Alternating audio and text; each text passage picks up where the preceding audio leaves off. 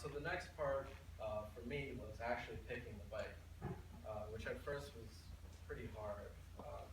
Take into account money and your own skill level. So I went through a number of different options before my mentor suggested that I get this bike, which is a Honda CBR 600RR. I believe that's the bike that he started on. And it's been great. It's pretty powerful, and you'll probably hear around that a 600 probably isn't the best thing for someone starting. But this bike was actually fairly easy to start riding on, although I did learn initially from MSF. I rode a 250. But otherwise, it was nice to start on this bike. So another thing that's very important to motorcyclists is traction.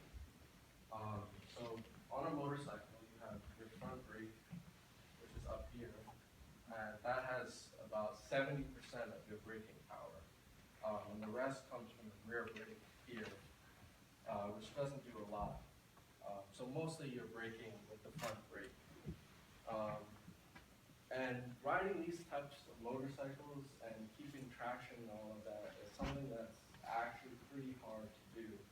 And even for a company like MSF, who teaches a whole lot of people how to ride, even they will teach some things that's not necessarily true. One of the main ones being, there's a saying when you start riding, you always hear this: get all of your braking done before you enter the corner.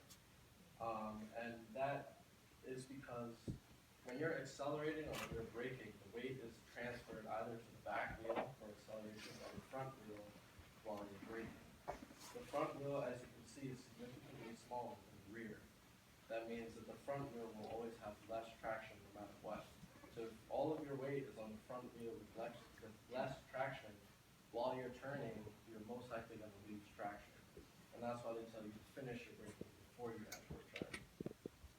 So I actually got the chance to hear a lecture from the Yamaha Champions Riding School, and they teach a lot of guys who are now racing professionally.